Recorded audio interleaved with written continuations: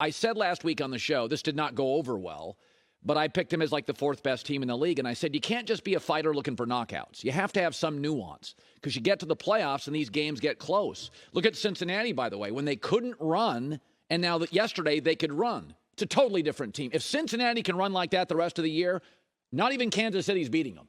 You got to be able to occasionally run the football. But the Bills do nothing with nuance. And yesterday was a game that needed nuance. So they are so dependent on Josh Allen. And the Jets have excellent corners to shut down the big play. Well, Buffalo's so reliant on the big play. And then when they couldn't run, they're in 3rd and 8. Well, if you're at 3rd and 8 against this Jets pass rush, good luck. The Jets have excellent corners. Sauce Gardner may be the best pure corner in the league. He's unbelievable. He is a Dion, Richard Sherman level, close the game down on his side corner. And so when you take away the big play from Buffalo and make them run the ball and eat the clock and have a little nuance, they're limited. They're a limited team. We are 4 years in now with Buffalo, 4 or 5. They still don't have a reliable running game. In 5 of the 8 games they've played, Josh Allen's been the leading rusher, including in both losses. You're not going to win Super Bowls like that. They've become the Dallas Mavericks with Luka Dončić. So, the Mavericks, basically Luka and Josh Allen have to be Superman or the team doesn't win. So the Mavs are 5-3, and Luka is on pace to break like Wilt Chamberlain's records for scoring. And he'll probably win the MVP. And he could and should. And they're 5-3. And if he doesn't play well, they have no chance to win. And Josh Allen is 6-2. He would be my early vote getter for MVP. And if he doesn't play great, they have no chance to win. That is not in the history of sports. Mahomes won a Super Bowl, but he had improvements there. He had a little pass rush. He had a little running game. This is not just about knockouts. Nobody says Tyson's one of the great heavyweights of all time. You got to have a jab. You got to have some nuance. You have to win more than just on gigantic plays from an amazing quarterback in Josh Allen. And the Jets take the big plays away with Sauce Gardner on the corner. And since you can't run, it's 3rd and 7 or 2nd and 11, and you got to throw on these kind of downs, you're dead. That Jets pass rush is just a handful. Buffalo will be a Super Bowl favorite when Josh Allen can play poorly and they can win. New England won a lot of games where Tom Brady had multiple picks. You can think 2 things at the same time, that you need a great quarterback and you need him to make big plays, but also simultaneously you can't be reliant on him always delivering big plays. Patrick Mahomes is the best quarterback in the league, right? Even Patrick, wildly coachable, brilliantly talented. Patrick will have these 4 and 5 game stretches every year or two where he just goes into the weeds. He's off on his mechanics. He just feels a little out of the zone. And then Andy Reid kind of reels him back in. And the other thing is, if Kansas City can rebuild their own line in a year and their receiving core in a year and their defense in a year, why can't Buffalo build a run game in 4 years? This team is way too Josh Allen reliant. It's fun. If you have him on your fantasy team, congratulations.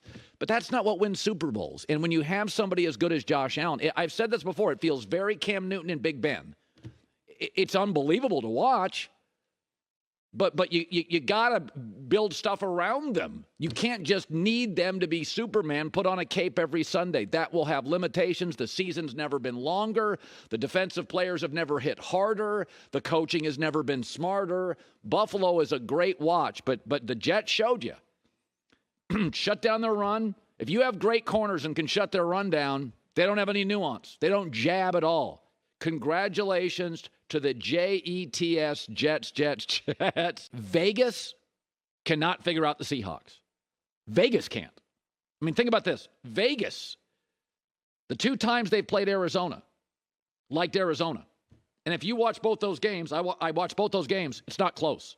Seattle is absolutely better than Arizona, and I do not think it's close. If Geno Smith didn't have a red zone mistake, and it happens. He almost had 2. He almost got a bad bounce. They blow him out. So I think Seattle is one of those where Vegas is caught off guard. I don't remember a player like Geno Smith in my life watching football that he pops as a quarterback in year, 8? I mean, it's just the craziest thing. And it does go to show the Jets and the Seahawks had the two best drafts. And you insert 4, 5, or 6 starters who are really, really good out of college. I mean, Sauce Gardner has completely changed the defense for the Jets. They can just go take the number 1 receiver out of a game. They had a good pass rush last year. They have a good pass rush. But now it's like Stephon Diggs. Sauce, go over there. Let's take him out. Changes everything. And Seattle found a corner in the 5th round, and to tackle Kenneth Walker at running back is unbelievable. He led college football. I believe at one point he led, maybe he finished this. He led college football at Michigan State yards after contact. Kenneth Walker is an unbelievable running back in the NFL. He's already a top 5 running back to me. Big, strong, burst, run over guys. Playmaker, speed, young, athletic. It's such a Pete Carroll team. This is why Pete was a great college coach. He's really a teacher and a motivator. And I mean, USC with Pete Carroll would just go play downhill. Big, fly out of the tunnel, hair on fire. It's just, I don't even know if there's anything like Seattle. I mean, like you could say, well, what about Cincinnati last year? But we all loved Joe Burrow. We thought Joe Burrow was unbelievable. We loved their weapons. I mean, Cincinnati surprised us, but there was a lot of, Burrow's amazing. The weapons are unbelievable. You watched it and you thought, oh, it's kind of interesting. Geno Smith was a bust and then a backup in what we perceived as the toughest division in football.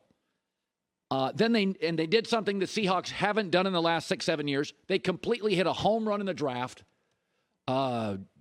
It's just great coach. It's such a Pete Carroll team. So young. I just fun watching them play. Hi, everybody. Thanks for watching. Subscribe here to get the latest from the show. Also, be sure to check out more of the best clips from The Herd or go watch a few segments from other shows on FS1.